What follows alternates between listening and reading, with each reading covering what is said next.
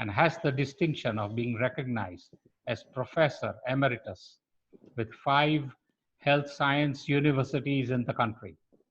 He is holding the office of Pro-Chancellor cum Chief Advisor of Datta Meghe Institute of Medical Sciences, Nagpur, and also renders his services as the Director, Center for Health Professional Education, Policy and Planning. Dr. Mishra functions at multiple higher designations with several educational organizations and is a consultant editor for Contemporary World's Who's Who at the American Biographical Institute in the US. Before I request Dr. Mishra to begin, I request you all to keep your mobiles in a video off mode for a better quality of reception. We have a total 90 minutes in this session, and we will surely reserve 15 minutes for the questions and answers. Over to you, Dr. Saab. Thank you very much, sir. I am indeed gratified that I am afforded with this great opportunity of interacting with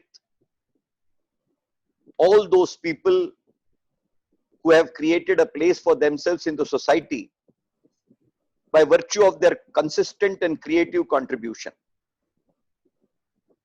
I record my thanks and gratitude at the outset and compliment Ashok Bhai and his entire team for really picking up a venture which is unique.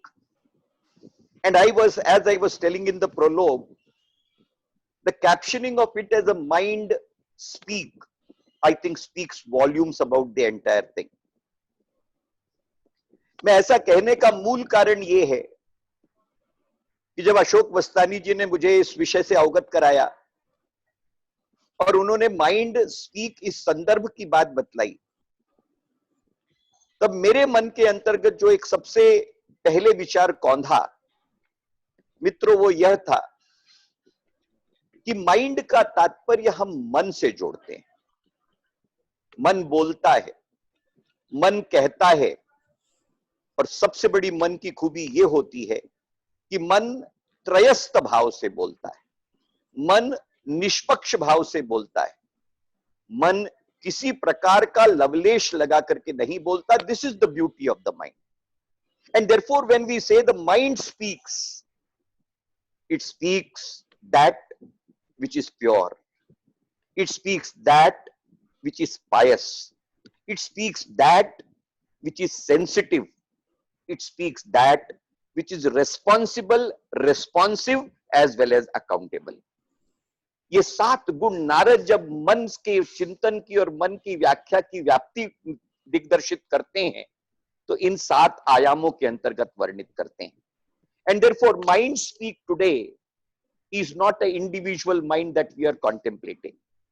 आज हम जिन परिस्थितियों के अंतर्गत हैं, दुनिया ने जिस प्रकार से कोविड-19 के संदर्भ का एक अत्यंत दावानल जैसा रूप आज हमको ग्रसित किए हुए है, जिसके कई दूरगामी परिणाम और कई तात्कालिक परिणाम हम अपनी आंखों से देख रहे हैं। निश्चित तौर के ऊपर में एक भयावह प्रसंग अगर मैं कहूं जो मानवता के सामने खड़ा है और आज हमें और आपको उससे 2-2 हाथ करना है। ऐसे समय बुद्धि बोलती है, चित्त बोलता है, कदाचित मनुष्य का अहंकार भी बोलता है, लेकिन मनुष्य का मन जो बोलता है वो शायद और कोई नहीं बोलता। और इसलिए आज आप माइंड स्पीक के संदर्भ से जिस औचित्य का निर्वहन कर रहे हैं, मैं उसकी तहे दिल से केवल प्रशंसा नहीं कर रहा, मैं आप सभी का साधुवाद व्यक्त करने के लिए खड़ा हूं। पहली बात, दुनिया के अंतर्गत कोविड का संकट ये आने वाला पहला संकट नहीं है। दुनिया ने इसके पहले भी संकट देखे हैं और दुनिया हर संकट के बाद में नवोदय का निर्माण दुनिया ने किया है। ये दुनिया का इतिहास है। क्या ये सच नहीं कि 1720 के अंतर्गत इसी दुनिया ने प्लेग का एपिडेमिक सस्टेन किया, न जाने कितनी करोड़ों जाने गईं, लेकिन दुनिया थम नहीं गई, दुनिया आगे चली। 1820 के अंतर्गत कॉलरा का एपिडेमिक दुनिया ने देखा, भयावह था, दुनिया वहां पर भी नहीं रुकी, दुनिया उससे आगे निकल करके चली। 1919, 1920 के अंतर्गत स्पेनिश फ्लू का एपिडेमिक दुनिया ने देखा, दुनिया वहां पर भी नहीं रुकी, उसके आगे दुनिया आज 2020 कोविड-19 एपिडेमिक के मुहाने पर खड़ी है। कहने का तात्पर्य मैं जो कहना चाहता हूं, जो मन से मैं कहना चाहता हूं, वो ये कि निश्चित तौर पर संकट हमें आजमाते हैं। देखो भाई, संकट हमें आजमाते हैं, संकट आह्वान के रूप में खड़े होते हैं, संकट निश्चित तौर के ऊपर में हमारी और आपकी सामूहिक परीक्षा लेते हैं। परंतु दुनिया का इतिहास अगर हम निरूपित करें तो यह बात बिल्कुल साफ हो जाती है कि दुनिया ने हर संकट पर मात किया है, उससे वो उबरी है, उससे वो आगे निकली है, और कदाचित आगे निकलने का औचित्य और संदर्भ ही that turns out to be the greatest achievement which men and mankind have been in a position to articulate for itself, and history is absolutely full of these particular dimensions and incidences which are a matter of record. And therefore, if at all we have to fall back on, ladies and gentlemen, we have to fall back on all these adversities which were perhaps huge challenges. World confronted with it, world had grappled with it, and it did not stop, it moved beyond the same. और इसलिए मुझे argument की दृष्टि से जब मैं अपने मन से अपने आप को बताने की कोशिश करता हूं, जो मैं आपके सामने शब्दों के तौर पर रख रहा हूं, वो ये कि अगर 1720 के संकट से दुनिया उबर करके निकली, अगर कॉलरा के संकट से दुनिया उबर करके निकली, अगर स्पेनिश फ्लू के संकट से दुनिया उबर करके निकली है, और केवल तो 2020 के कोविड संकट से दुनिया नहीं निकलेगी, इस मानने का कहीं किसी प्रकार का कोई भ्रम और औचित्य नहीं होना चाहिए। नए उदय की ओर दुनिया चलती रही है, यही उसका पारिश्रमिक है, यही उसका दिशा निर्देश है, यही उसका मंतव्य है, और यही उसका गंतव्य है। संकट आते हैं, मुश्किलें आती हैं, मुश्किलें निश्चित तौर के ऊपर में हमारे धैर्य की परीक्षा लेती हैं, हमारे धीरज की परीक्षा लेती हैं। और तुलसी ने तो रामचरितमानस के अंतर्गत साफ कहा कि मनुष्य के अंतर्गत धैर्य की परीक्षा कब होगी? धीरज धर्म मित्र अरु नारी, आपतकाल परखिहु चारी। धैर्य की परीक्षा, मित्र की परीक्षा, नारी की परीक्षा और धर्म की परीक्षा कहां पर होगी? वह शांति के काल के अंतर्गत संभव नहीं, वो स्थिर काल के अंतर्गत संभव नहीं। धैर्य का तात्पर्य धीरज से है। इस शाब्दिक अर्थ के साथ हम उसके संकेतों के साथ देखने का प्रयास करें। जब हम कहते हैं कि धैर्य की परीक्षा, धैर्य की परीक्षा का तात्पर्य होता है कि हम अपने माइंड के अंतर्गत बसने वाले इस संकट के सामने रेजिलियंस को न छोड़ें, हिम्मत को न छोड़ें, धैर्य को न छोड़ें, धीरज को न छोड़ें, वो हमारे धैर्य की परीक्षा है। धर्म का तात्पर्य केवल रिचुअल के साथ नहीं है।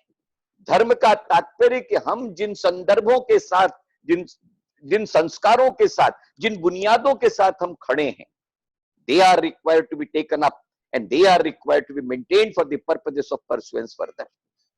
मित्र का तात्पर्य एक दूसरे को मदद करने की है। संस्कार समाज का वह संदर्भ जो एक दूसरे के साथ चलने की प्रक्रिया के साथ जुड़ता है, वो मित्र की परीक्षा के संदर्भ के अंतर्गत जुड़ा है।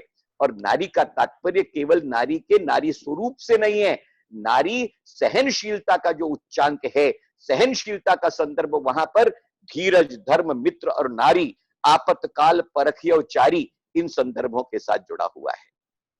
और इसलिए मित्रों, we need to understand that we are in a difficult time, but perhaps these difficult times are expected to be testing us. These difficult times are really putting a challenge, not for the purposes of we surrendering to it, but we will be in a position to definitely come out of it. But how are we to come out of it is $1 million question. इन संदर्भों के अंतर्गत हमें कई चीजों को बारीकी से देखना होगा। कई बार हम देखते हैं कि लोग बताते हैं कि कोविड के मीटर के अंतर्गत इतने लोग इन्फेक्टेड हैं, इतने लोग मृत प्राय हो गए, इतने लोग रिकवर हुए। ये बात सच है कि निश्चित तौर के ऊपर में परिस्थिति गंभीर है, वातावरण के अंतर्गत अनेक आह्वान खड़े हैं, परंतु आप सोच करके देखिए। मैं एक डॉक्टर होने की हैसियत से अत्यंत विनम्रता से कहना चाहता हूं, हमें और आपको हेल्थ और हाइजीन बचपन में स्कूलों में पढ़ाया जाता था।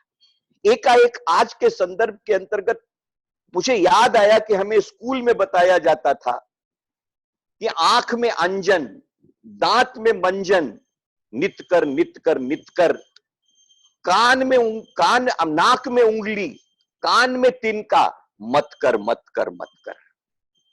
हम औपचारिकता के संदर्भों के अंतर्गत इनको ले लिया करते थे, परंतु क्या यह सच नहीं कि आज कोविड-19 के संदर्भ ने हेल्थ और हाइजीन के जिस उच्चांक को हमारे और आपके दैनंदिन जीवन में ला करके खड़ा कर दिया, जिस हेल्थ और हाइजीन की संस्कृति को आज हमने स्वीकार किया, चाहे वो वक्त की नजाकत की आवश्यकता क्यों ना हो, but the fact of the story remains that this now we have accepted not only as a part of our routine dispensation of habit, but this has come to stay as something which we have adopted as a way of living and a way of life.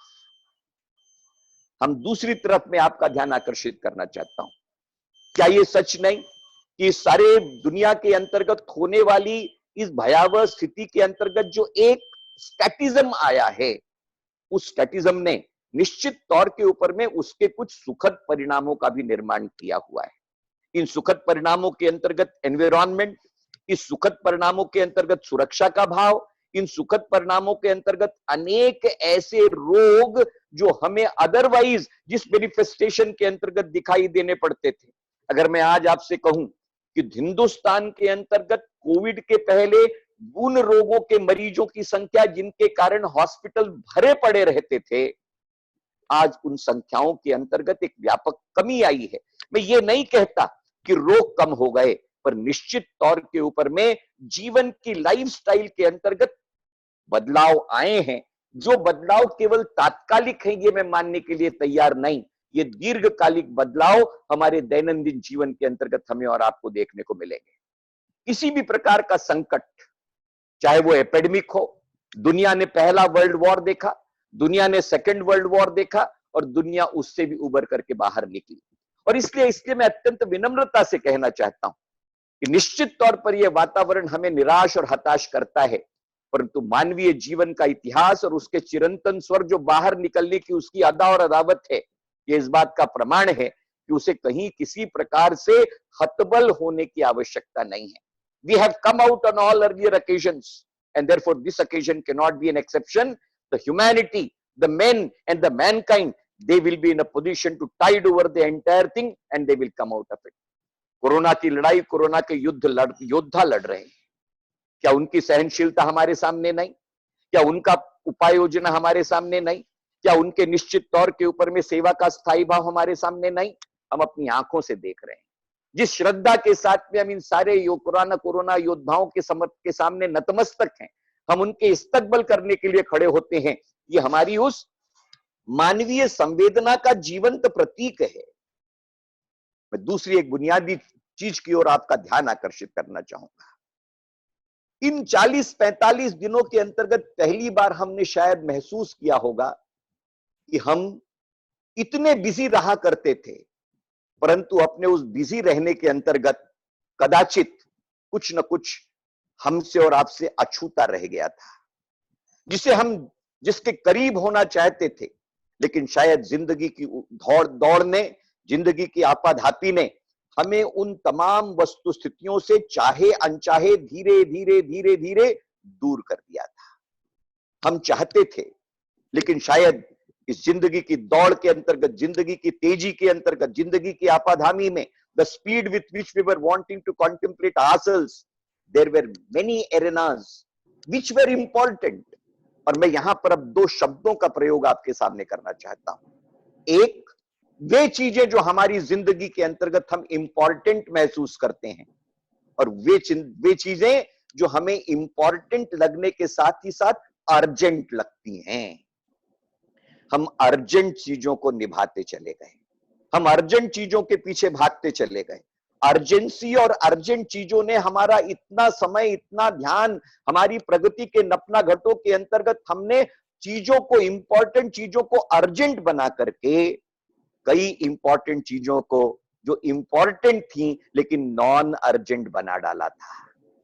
क्या ये सच नहीं भाई और बहनों कि आज वो चीजें जो इंपॉर्टेंट थी परंतु उस दौड़ की अर्जेंसी के अंतर्गत हमें दीख नहीं पड़ती थी, उस भाग दौड़ के चहलकदमी के अंतर्गत हम उनसे कदाचित we were aware but still out of compulsion, out of our own speed, out of our own occupancy, we were not in a position to convert those important things into urgency, and therefore they got relegated to a secondary position. Is it not a fact that this has given us a respite, this has given us a time, this has given us a thought, this has given us a new sense of twilight, as a result of which we are in a position to identify those important things which got relegated to secondary position, basically because they were not taken to be urgent at the given point of time. That is the second dimension which I would like to put across. और इसलिए मैं तीन बुनियादी चीजों की ओर आपका ध्यान आकर्षित करना चाहता हूं। इस सारे विपरीत समय ने मेरी दृष्टि से हमें, आपको और सारी सामाजिकता और नागरिकता को तीन दृष्टियों से प्रभावित किया है। इसने हमारी लाइफ को अफेक्ट किया है, इसने हमारी सोच को अफेक्ट किया है और इसने हमारी लाइफस्टाइल को अफेक्ट किया है। ये तीन महत्वपूर्ण चीजें, तीन महत्वपूर्ण गमक है, 3 important dimensions which I am wanting to put across. जब मैं कहता हूं कि इसने हमें अफेक्ट किया है, हमारे लाइफ को अफेक्ट किया है, आज आप सोच करके देखिए, आज आप किसी से भी अगर मिल रहे हैं तो उस मिलने की प्रक्रिया के अंतर्गत आप किस चीज को दावत दे रहे हैं आपको पता नहीं। जिंदगी की इनसिक्योरिटी का लम्हा हमारे कदम कदम पर हमें चलता फिरता नजर आता हुआ देखता है। संकट के इस काल के अंतर्गत मुझे ऐसा लगता है कि अगर सचमुच में लाइफ की असुरक्षा का भाव जितना हमें कभी नहीं हुआ था, आज उतने असुरक्षितता के भाव के साथ हम ग्रसित थे और केवल ग्रसित थे। एक सेकंड थोड़ा डिस्टर्ब कर रहा हूँ, आपका जो मोबाइल है ना वो हिल रहा है, उससे वो जो रिकॉर्डिंग है बाद में वो हिलती हुई आएंगे, थोड़ा उसको एक जगह स्थिर कर देंगे या आपके नजदीक please. Sorry to disturb you. नहीं, नो इशू। तो असुरक्षितता का भाव, that sense of insecurity which is prevailing and which is absolutely keeping us occupied, tied down, उठते बैठते असुरक्षा का भाव बैक ऑफ द माइंड के अंतर्गत है। इसने हमारी जिंदगी को अफेक्ट किया है, इसने हमारी कहीं ना कहीं सोच को अफेक्ट किया है। परंतु क्या यह सच नहीं कि फिर मैं आपका ध्यान उस कठोपनिषद के उस यम और नचिकेता के संवाद की ओर ले जाना चाहता हूं, जहां पर वो पूछ रहा है कि इंसानी जिंदगी के अंतर्गत अगर कोई एकमात्र हकीकत है दार्शनिकता के नाम पर, यथार्थ के नाम पर, वो मौत है, मृत्यु। The only certainty with which all of us living things are born, they are destined to die. परंतु हम और आप उस कथाचित मृत्यु के भय से जीवन की आपाधापी के अंतर्गत एक प्रकार से निश्चिंत रहते थे कि आएगा तब देख लेंगे। परंतु आज भय, आतंक, निरीहता, इस सारी वस्तुस्थिति ने हमारे दिमाग को ग्रसित किया हुआ है, हमारी सोच को प्रभावित किया हुआ है। इस सोच के अंतर्गत कहीं ना कहीं नकारात्मकता अपने आप चली आ रही है। डिप्रेशन निश्चित तौर के ऊपर में कहीं ना कहीं जहन के अंतर्गत बसने का प्रयास कर रहा है। Are we to succumb to it, are we to live with it, और are we to grapple with it is $1 million question which I put to myself, yourself, and let us put this to everybody. हम जिस चीज को समझ रहे हैं, हम जिस चीज को जान रहे हैं, हम जिस चीज का अनुभव, आकलन, अनुभूति सब कर रहे हैं, उस चीज के प्रति अगर हम सरेंडर कर जाएंगे तो फिर हमने पुरुषार्थ के नाम पर क्या पाया? And therefore the need of the hour is not to surrender. Need of the hour is not to just unconditionally कि नहीं अब तो कुछ नहीं बचा ना। हम और आप इस बात का ध्यान रखें कि अगर आज अमावस्या है तो अमावस्या के बाद में एकादशी होनी है, और एकादशी के फिर 15 दिनों के बाद पूर्णिमा का आना लाजमी है। ऐसी कोई अमावस्या नहीं जिसने किसी पूर्णिमा को रोकने का काम किया हो, ऐसी कोई रात नहीं जिसने आने वाले सूर्य को रोक दिया हो, ऐसी कोई दिशा नहीं जिसने आने वाले दिन को रोक दिया हो। यह तो एक काल चक्र है, और इस काल चक्र के अंतर्गत निश्चित तौर के ऊपर में चलायमान स्थितियां निश्चित तौर पर चलायमान हैं, और इसलिए अगर आज का तिमिर हमें दिख पड़ रहा है, पीड़ा का आतंक दिख पड़ रहा है, तो निश्चित तौर के ऊपर में उजाला भी हमें कहीं ना कहीं दिख रहा है, और हमें उस उजाले को प्राप्त करना होगा। We don't have to succumb, we don't have to give up. मुश्किलों के संदर्भ आह्वान के तौर के ऊपर में स्वीकार किए जाने चाहिए। मुझे एकाएक याद आता है, रामेश्वर शुक्ल अंचल ने कदाचित इसी भावना को व्यक्त करने के लिए अपनी कुछ पंक्तियों में बहुत सुंदर वर्णन किया था। वो कहते हैं, जो अडिग रहता है अड़ा तूफान में बरसात में, वही तारा टूट जाता है शरद की रात में, मुक्त जीवन की प्रकृति भी द्वंद्व में संघात में, फूल कांटों में खिला था सेज पर मुरझा गया। फूल जो कांटों पर खिलना जानता है, वो अगर सेज पर डाल दिया जाए तो मुरझा जाता है। इसलिए मित्रों, ये परीक्षा की घड़ी है। परीक्षा की घड़ी के अंतर्गत जो परीक्षा के सामने हिम्मत के साथ, परीक्षा के सामने निश्चय के साथ, परीक्षा के सामने धैर्य के साथ, परीक्षा के सामने अदब के साथ, अदावत के साथ जाते हैं, वे ही परीक्षार्थी परीक्षा के अंतर्गत सफल होते हैं। इसलिए धैर्य का समय है, धीरज का समय है, अपने आप को संभालने का समय है, अपने आप को ऑप्टिमिज्म के साथ जोड़ने का समय है, अपने आप को मार्मिकता के साथ लेकर के चलने का समय है, अपने आप को कहीं न कहीं किसी भी प्रकार से निराशा के गर्त में डालने की जगह आशावादी चिंतन के साथ जोड़ने का समय है। मुश्किलें तो आई हैं, आती हैं, आज आई है, और ये ना मान करके चलें कि ये आखिरी मुश्किल है। इंसानी जिंदगानियों के अंतर्गत मुश्किलों का आना लाजमी है, पर क्या मुश्किलें केवल पीड़ा देती हैं? क्या मुश्किलें केवल दर्द देती हैं? क्या मुश्किलें केवल मनुष्य को अड़चन में लाती हैं? अगर ऐसा हुआ होता तो शायर कभी यह न लिखता कि मुश्किलें दिल के इरादे आजमाती हैं, स्वप्न के पर्दे निगाहों से हटाती हैं, मुश्किलों से मत घबराना कभी ये मेरे दोस्त, मुश्किलें इंसान को चलना सिखाती हैं। They are the challenges, they are the real arenas which come to teach us a lot। और इसलिए हम ये मान करके न चलें कि केवल निराशा इसके कारण आई हुई है।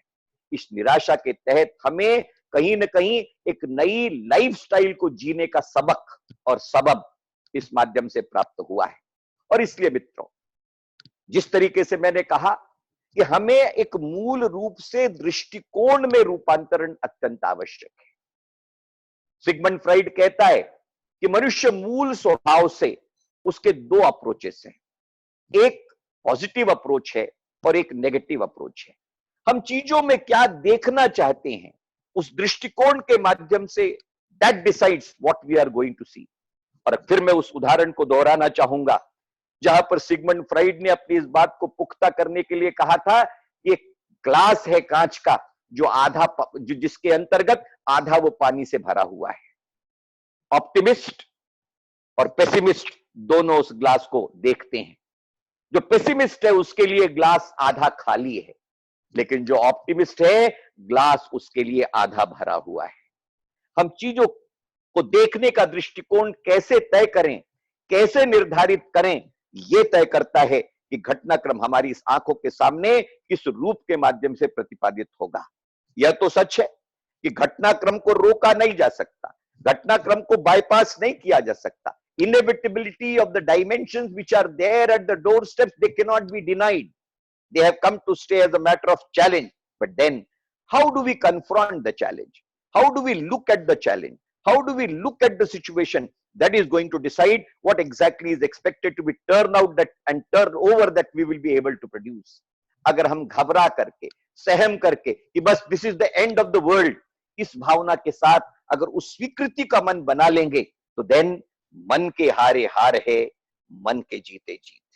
माइंड स्पीक के अंतर्गत अगर मन को बात करनी है, अगर माइंड को स्पीक करना है, तो माइंड को यह स्पीक करवाना होगा कि हे मन, तू जीतने के लिए पैदा हुआ है, तू हारने के लिए पैदा नहीं हुआ है। तुझे जीतने का निश्चय बनाना होगा, हारने का निश्चय तेरे जहन के अंतर्गत में नहीं आने दूंगा। और इसलिए mindscape is expected to be guided, it is to be shaped, it is to be percolated, it is to be designed, articulated And let me say so, it has to be ornamented and chiseled in a way whereby it is expected to be putting across only one direction, and that is the direction of optimism.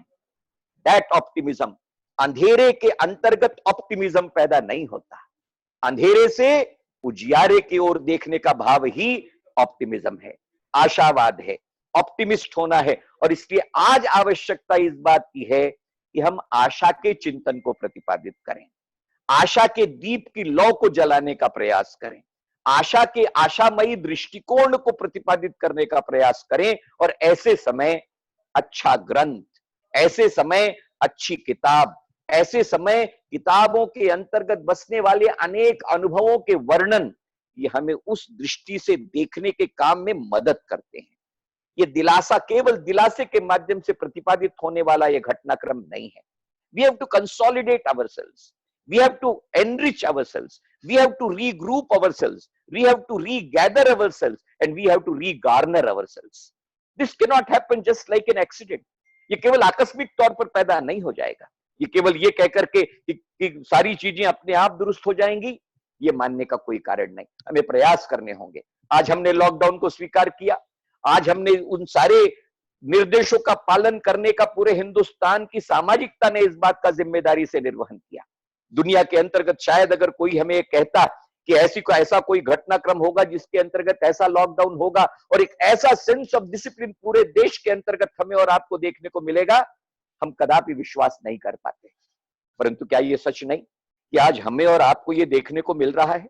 आज हम और आप जिस प्रकार से अपने आप को अनुशासन में बांधे हुए हैं, हमने और आपने निर्देशों को जिस प्रकार से स्वीकृति दी हुई है, हमने और आपने वे सारे निर्देश दैनंदिन जीवन के अंतर्गत जिस तरीके से सहजता के साथ अंगीकार कर लिए, क्या उसका केवल एकमात्र कारण यह है कि हम भय के तहत ये कर रहे हैं? ना, भय तो है, लेकिन भय के साथ आशावादी चिंतन के साथ आगे चल करके उस नए द्वार के सामने खड़े होकर के हम और आप अपने आने वाले दिनों की नई तस्वीरों को, नई तकदीरों को, नई तदबीरों को देखने का जो मन बना करके बैठे हैं, उस मन की प्रेरणा के साथ हम ये और आप लेकर के चल रहे हैं। निश्चित तौर के ऊपर में इन सारे घटनाक्रमों का डायमेंशन केवल वैचारिक और साइकोलॉजिकल नहीं है, इसका एक बहुत बड़ा पहलू आर्थिक है। परंतु मैं आपसे निवेदन करना चाहता हूं, क्या यह सच नहीं कि पहले वर्ल्ड वॉर के बाद स्पेनिश फ्लू 1918, 1919 और स्पेनिश फ्लू के संदर्भ को लेकर के मैं एक सत्य की और घोषणा कर दूं। हर एपिडेमिक के साथ यह मनोधारणा होती है कि एक एपिडेमिक के अंतर्गत देयर इज अ लल पीरियड और हमें ऐसा लगता है कि बस सब कुछ ठीक हो गया, and then we come out with newer vitality and it rebounces back. This happened in case of Spanish flu.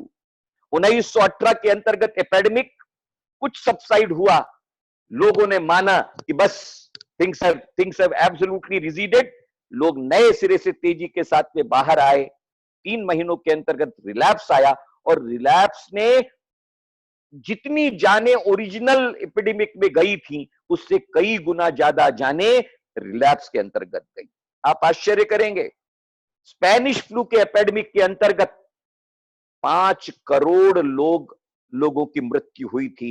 यह दुनिया का रिकॉर्डेड फिगर है। एपिडेमिक के इमीडिएटली बाद दुनिया ने फर्स्ट वर्ल्ड वॉर देखा, दुनिया ने सेकंड वर्ल्ड वॉर देखा। आप सोच करके देखें कितनी भयावह और भीषण परिस्थितियां इन वर्ल्ड वॉर ने निर्माण की।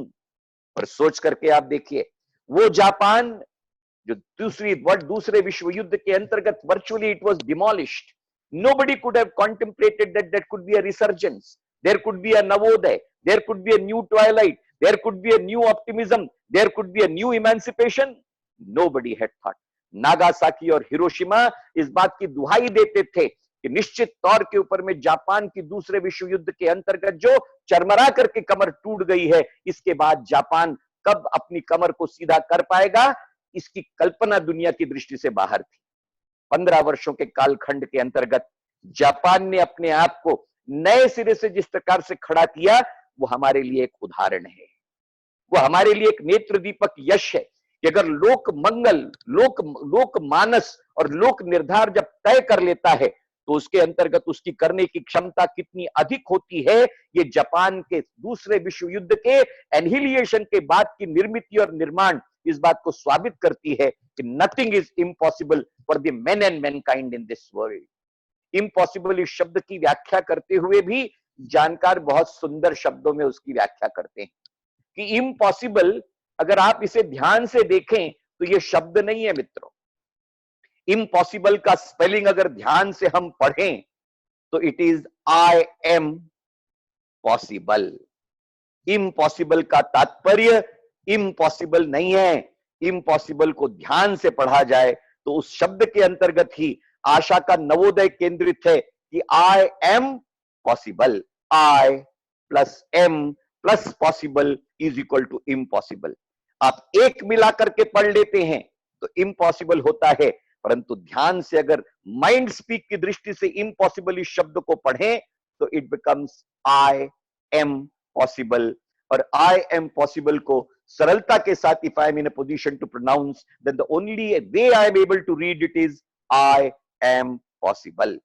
आई एम पॉसिबल को फिर मैं शंकराचार्य के साथ जोड़ करके देखता हूं कि जहां पर आदि शंकराचार्य अपने आप की व्याख्या करते हुए आई एम पॉसिबल जो मैंने आपके सामने निवेदित किया उसी की व्याख्या करते हुए आदि शंकराचार्य शंकर भाष्य के अंतर्गत वर्णित कर डालते हैं अहम ब्रह्मास्मि, मैं ही ब्रह्म हूं।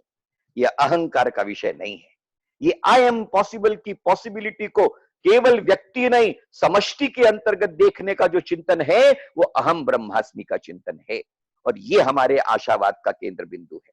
हमारी अपनी एक सांस्कृतिक धरोहर है, हमारा अपना एक वैचारिक अनुष्ठान है, हमारी अपनी एक सोच है, हमारी अपनी तमाम ज्ञान वर्धिनी स्वरूपों के अंतर्गत we are blessed enough as to how an optimism is expected to be prevailing both at the level of individual as well as at the level of society and collectivity as a whole। वसुधा को कुटुंब मानने का प्रयोजन ऋग्वेद के अंतर्गत हमने और आपने अपने चिंतन के माध्यम से दिया और इसलिए हमने उस फैमिली कनोटेशन के साथ में अपने आप को प्रतिपादित किया। कल ही की बात है, मेरे एक मित्र से मेरा टेलीफोन पर वार्तालाप हो रहा था। उन्होंने मुझसे पूछा कि डॉक्टर साहब लॉकडाउन कितने दिनों का होगा। मैंने विनम्रता से कहा कि H1N1 फ्लू के दौरान लॉकडाउन के जो चिंतन WHO के ग्लोबल मीट के अंतर्गत हुआ, हिंदुस्तान का प्रतिनिधित्व उस ग्लोबल मीट के अंतर्गत करने का सौभाग्य मुझे 2009 में प्राप्त हुआ था। उस समय एक स्टैंडर्ड प्रोटोकॉल निश्चित तौर के ऊपर में बनाया गया। मैंने कहा उस प्रोटोकॉल के मुताबिक तो 58 दिन का लॉकडाउन वैसे भी WHO की गाइडलाइन के अंतर्गत है। बोले डॉक्टर साहब अब ये लॉकडाउन कब हटेगा, कब ये लॉकडाउन से हम बाहर आ पाएंगे। अनायास मेरे मन के अंतर्गत मित्रों विचार आया कि हम इस छोटे से लॉकडाउन से अपने आप को अगर थका और हारा हुआ महसूस करते हैं तो मैं आपको स्मरण कराना चाहता हूं, और मैंने मेरे उस मित्र को स्मरण कराया कि दुनिया के अंतर्गत अगर लॉकडाउन का कोई सबसे बड़ा उदाहरण मैं देना चाहूं तो मैं आपको उदाहरण देना चाहता हूं, दुनिया में ऐसा भी एक लॉकडाउन था। एक व्यक्ति ने अपनी जिंदगी के अंतर्गत लॉकडाउन देखा, एक दिन का नहीं, 2 दिन का नहीं, 1 हफ्ते का नहीं, 2 हफ्ते का नहीं, 2 महीने का नहीं, 2 वर्षों का नहीं, 27 साल का लॉकडाउन देखने वाला एक महामानव साउथ अफ्रीका के अंतर्गत जिसने 27 साल लॉकडाउन में गुजार दिए, उस महान भूति का नाम नेल्सन मंडेला है। नेल्सन मंडेला ने 27 साल का लॉकडाउन भोज अपने आप को उस लॉकडाउन की तमाम परिसीमाओं के अंतर्गत न जाने कितने कष्ट सहे, और कष्ट सहने के बाद दक्षिण अफ्रीका को नेल्सन मंडेला के रूप में एक अमोघ और अभूतपूर्व नेतृत्व मिला।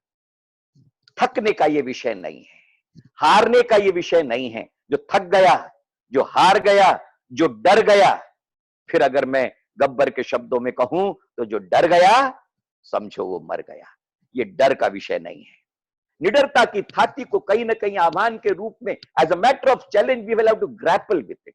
हमें उसे पकड़ना होगा, हमें उसके साथ हस्तांदोलन करना होगा, हमें उसके साथ संप्रेषित होना होगा, हमें उसके साथ संगनमत करना होगा, उसी को अपने जीवन के अंतर्गत अवतरित कराना होगा, उसी के माध्यम से अपने आप को लाइफस्टाइल बना करके एक मेकाल करू सहाय न अवधे दरु सुपंथ, उस प्रयोजन के माध्यम से अपने आप को लेकर के आगे चलना होगा। घबराहट होती है, परंतु घबराहट का तात्पर्य नहीं, ये नहीं कि घबराहट हम पर हावी हो जाए। डर लगता है, परंतु ये नहीं कि डर हम पर हावी हो जाए। मुझे वो एक एडवर्टाइजमेंट बहुत करीने से याद आती है, जिसका स्मरण मुझे बार बार होता है। उस एडवर्टाइजमेंट का वह ब्रीद वाक्य ही मुझे ऐसा लगता है कि आज मेरे माइंड स्पीक का मूल कथन है। वो कहता है, डर से मत डरो, क्योंकि डर के आगे जीत है। डर से मत डरो। डर से डरने का कोई डर डरावना होता है, भय भयावह होता है, लेकिन डर के, अगर इस डर से हम डर गए तो फिर निडरता नाम की सारी समग्र चिंतन की अभिलाषा आधी और अधूरी रह जाएगी। And it is that which is expected to be destiny. And therefore what I am wanting to put across is, this is not something which will come as a matter of preaching. मैं कह दूं, आप कह दें, अपने आप ये आत्मसात हो जाएगा, नहीं। ये व्यक्तिगत तौर के ऊपर में हमें अपने आप को उस अंतर्मुखी या आंतरिक मजबूती के साथ अपने आप को तैयार करना होता है।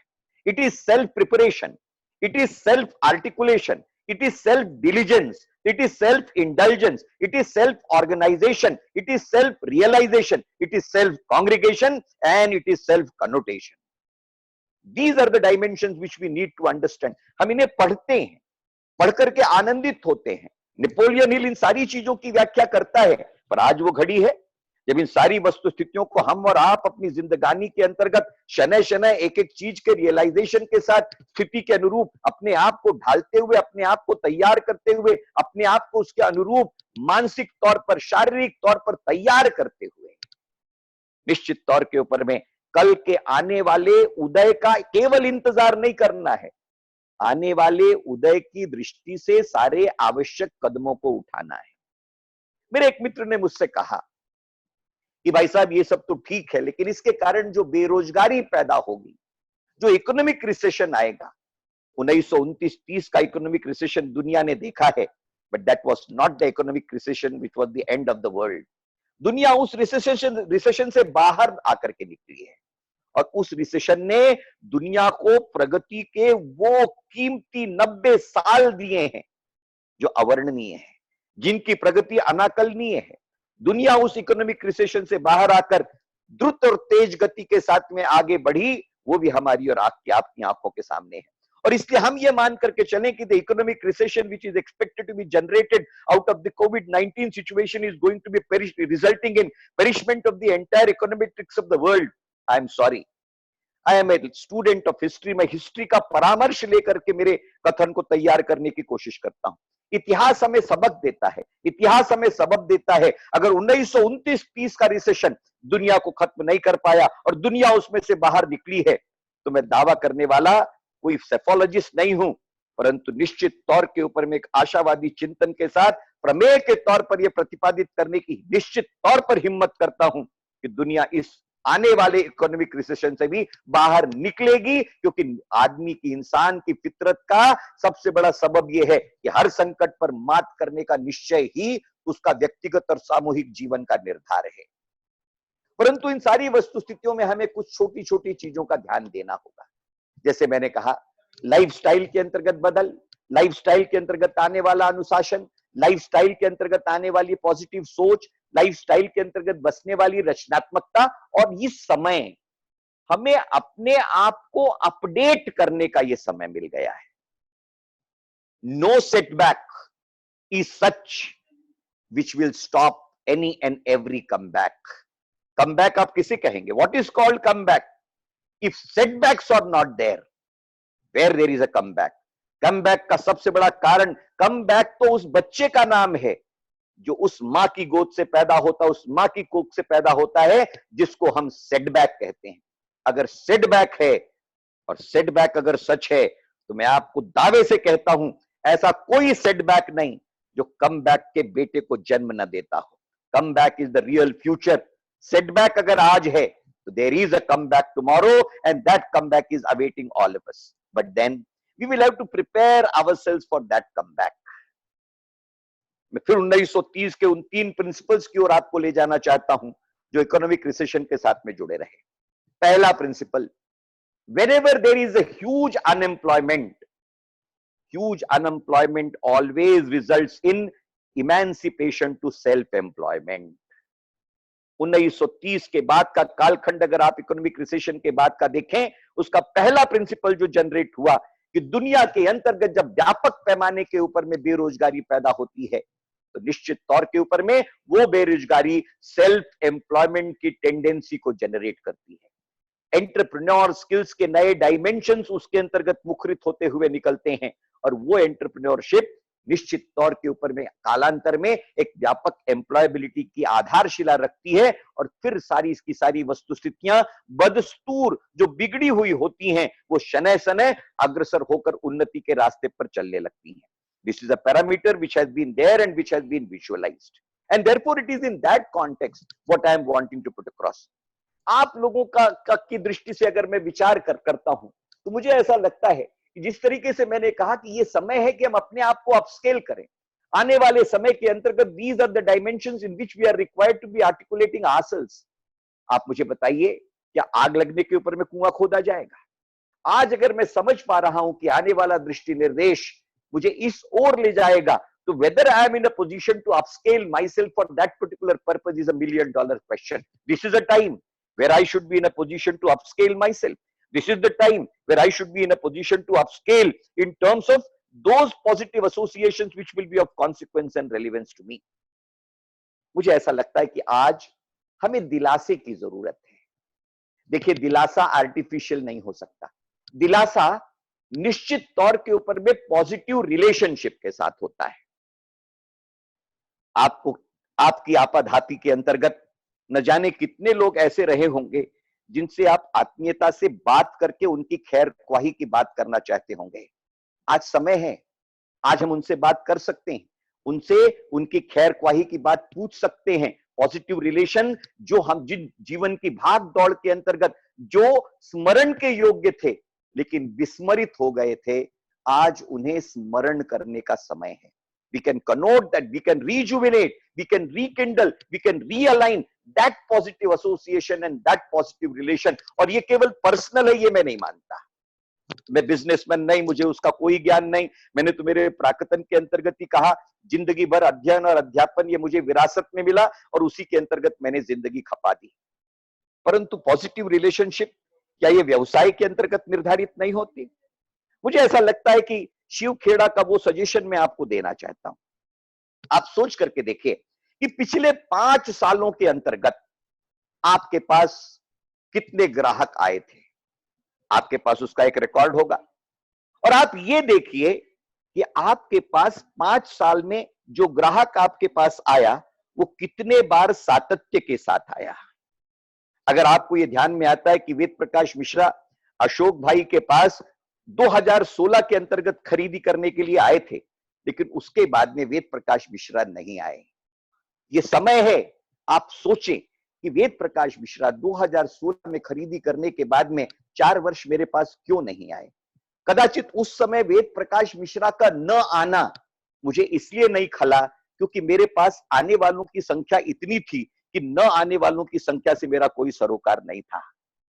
परंतु आज मेरे पास सोचने का समय है और आज अगर मैं उस वेद प्रकाश मिश्रा को फोन करके पूछता हूं कि डॉक्टर साहब, आप मेरे पास 2016 के अंतर्गत इस तारीख को इस प्रयोजन से आए थे, लेकिन उसके बाद आप मेरे पास नहीं आए, क्या मैं कारण समझ सकता हूं? उस वार्तालाप के माध्यम से आपका एक पॉजिटिव इन्वेस्टमेंट, आपका एक कमिटेड क्लाइंटेल तैयार करने की दिशा के अंतर्गत एक प्रयोजन के साथ में सिद्ध और साध्य हो सकता है, ऐसा मुझे लगता है।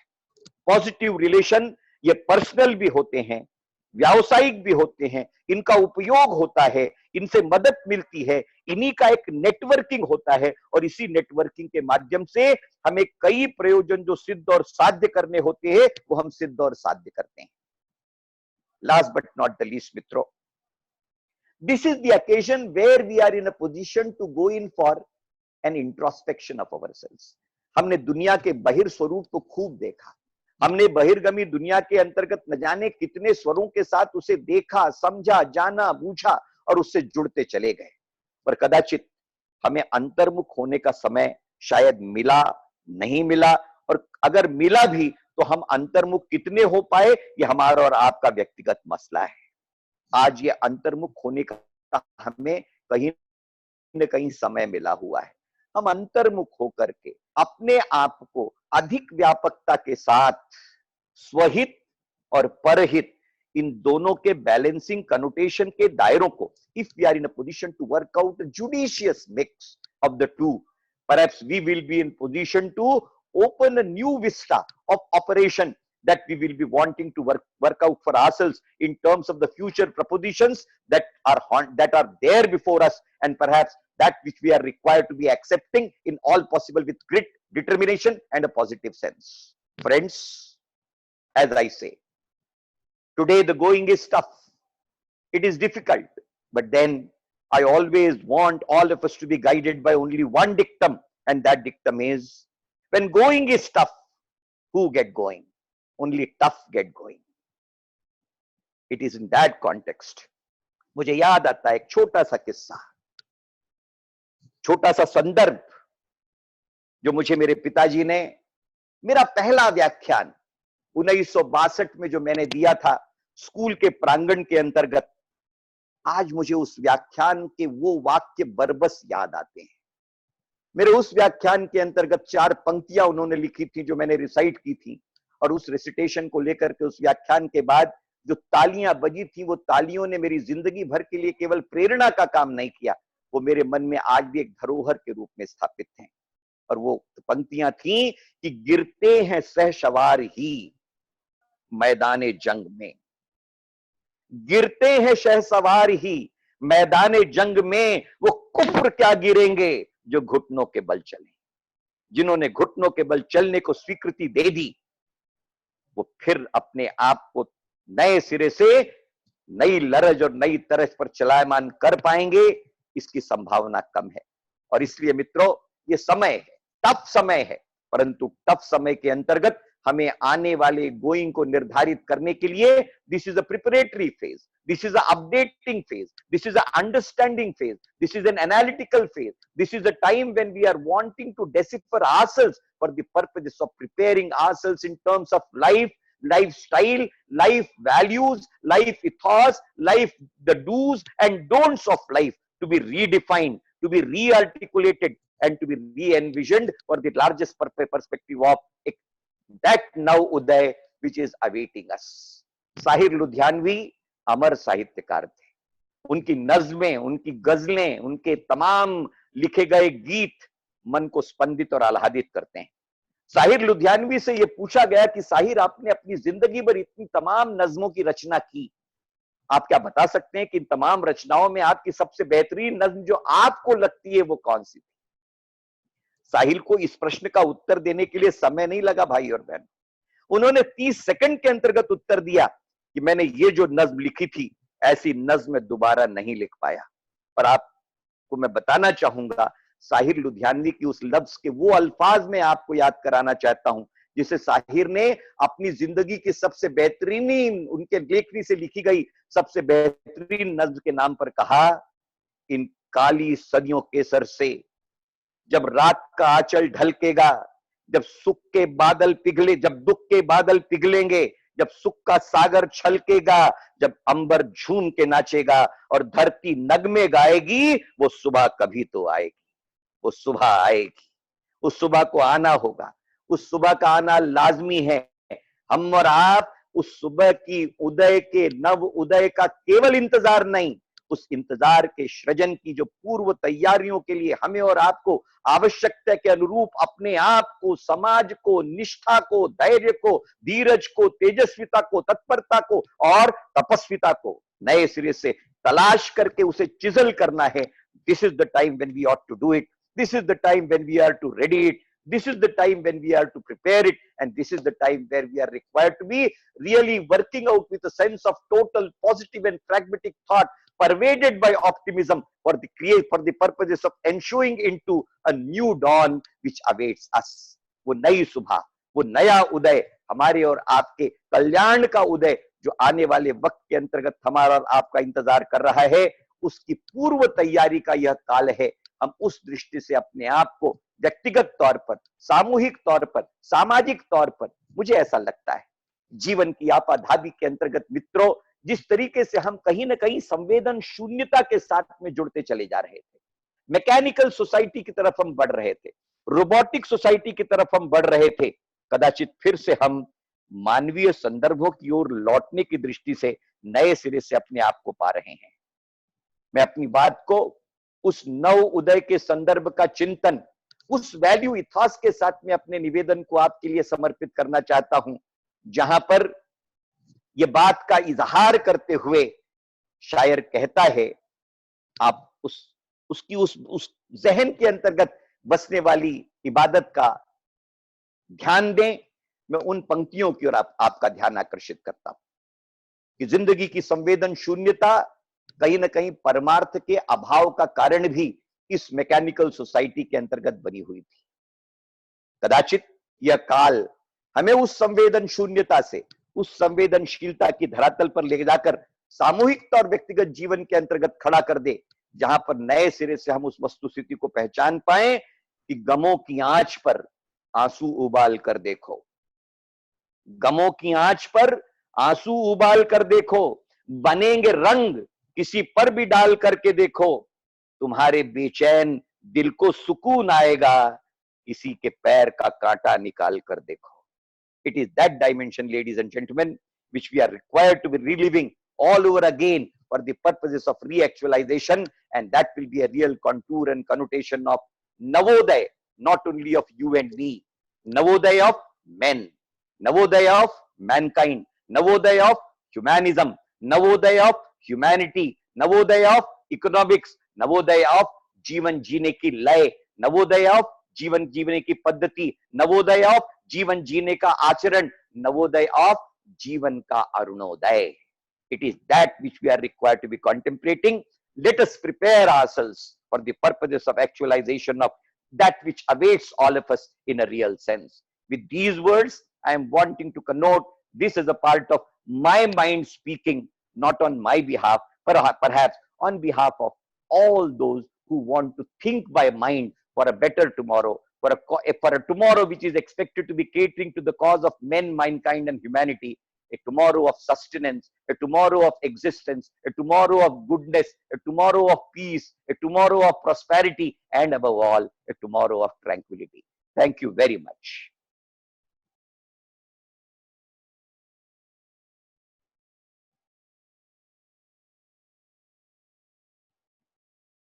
Well said, Dr. Saab.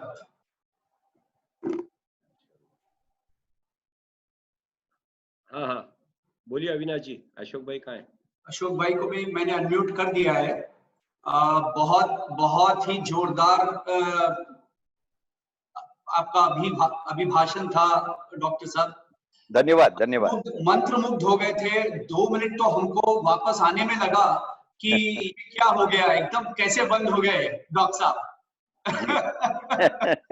बहुत जोरदार था. एंड बाकी अशोक भाई, नवोदय का की इस वार्तालाप में तो हम बिल्कुल एक अलग ही दुनिया में चले गए. आपने हमको जो हमने कभी नहीं सोचा था वो भी सोचने का एक मौका दे दिया. इतना उत्साह, उमंग और एनकरेजमेंट आपने भर दिया हमारे दिमाग में.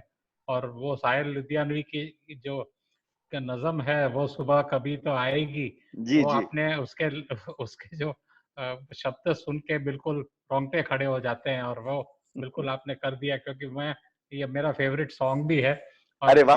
बहुत पसंद करता हूँ मैं इसके. जी हाँ जी हाँ. और मैंने तुरंत ही वो गाना बजाया जब मैं साइलेंट में था वापस सुनने के लिए. वाह वाह वाह. और मजा आ गया बिल्कुल मुझे. आप जी जी जी. आपकी 1 hour was like absolutely a hypnotism situation, जहाँ पर हम बिल्कुल एक अलग ही दुनिया में चले गए थे. और बहुत ही आनंद प्राप्त हुआ है. बहुत उत्साह, उमंग, सोच समझ, और जो भी हमें जरूरत है इस ऐसे समय पे, उसका आपने एक बहुत अच्छा डोज दिया है, जो हमारे लिए आगे जाने के लिए एक रास्ता, एक नई किरण या एक light at the end of the tunnel दिखाता है. और इसी उमंग और उत्साह से लेकर हम सब इस उम्मीद कर रहे हैं कि आगे के समय में हम सोच विचार एक नई दृष्टिकोण से इस दुनिया को बसाने में, हमारे बिजनेस को चलाने में, संसार को आगे ले जाने में बिताएंगे, नहीं इसको वेस्ट करने की कोशिश करेंगे। और 100% मैं मानता हूँ कि ये अच्छा ही नवोदय होगा, उसमें कोई सवाल ही नहीं है। और आपके एक एक शब्द के लिए मैं आपको जितनी बार थैंक यू कहूँ उतना कम है। नहीं नहीं साहब, so nice of you. So we are Obliged. extremely thankful, sir, extremely thankful for a real wonderful time that you have given us. There must be a lot of questions, or if there are any questions, Avinash ji. Ashok bhai, honestly speaking, as usual, I kept the chat logged till 3:15, and people are just writing only Blessings. Shandar Vartalap and all that. Nobody has any question, क्योंकि इतना अच्छा doctor साहब ने बोला है कि there is nothing big which is coming up in the chat on questions.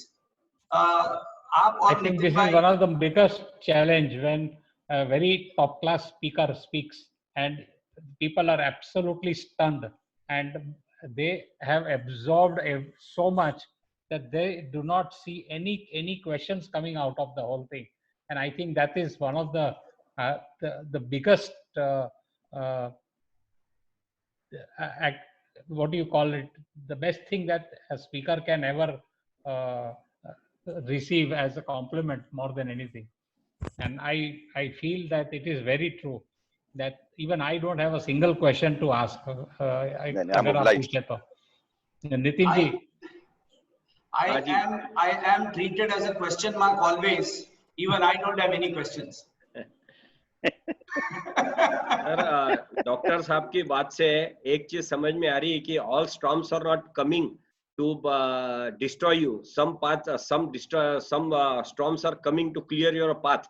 जैसा doctor साहब ने कहा है कि ये जब आता है तो बेरोजगारी बढ़ती है, लेकिन बेरोजगारी के साथ में एम्प्लॉयमेंट जो है वो एंटरप्रेन्योर की तरफ जाता है। ये हमने कितने लोगों से सर बात कर ली, ये सोच अभी तक कि किसी ने हमको नहीं दी है, या एक्सपीरियंस हमने किसी से सुना नहीं था। तो काफी सारी ऐसी चीजें थी।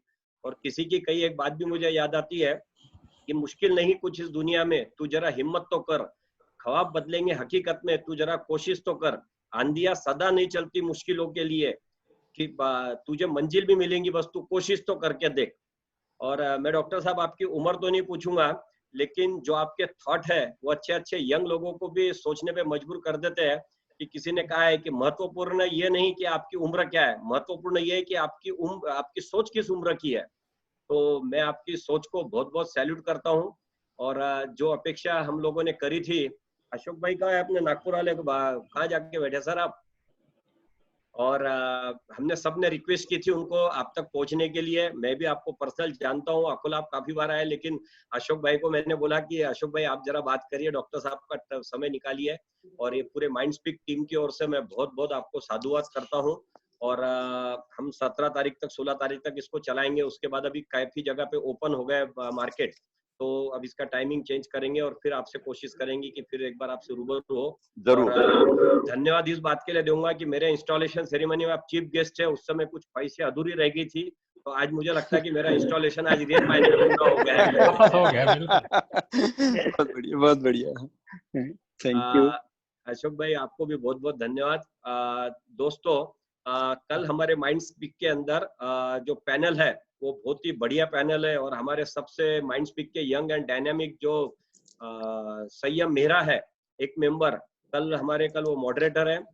और कल के इसके अंदर बहुत एमिनेंट स्पीकर्स और पैनलिस्ट रहने वाले हैं। उसमें है सुनील नायक रिलायंस से, जितेंद्र ओमिडी, ये मेरे पुराने मित्र है बीबीजे चेन्नई से, आयुष खुराना जी है जिनके यहाँ मैं अभी 6 महीने पहले जाके आया, ये है अमृतसर से खुराना ज्वेलर से, अनिल कटारिया जी जिन्होंने स्मॉल स्केल का आईपीओ अभी रिसेंटली लेकर आए थे, सूरज जो मेरे साथ में कैम्ब्रिज यूनिवर्सिटी में 10 दिन के स्टडी के लिए थे। तो मैं बहुत एक्साइटेड हूँ कल के जो वेबिनार है उसमें।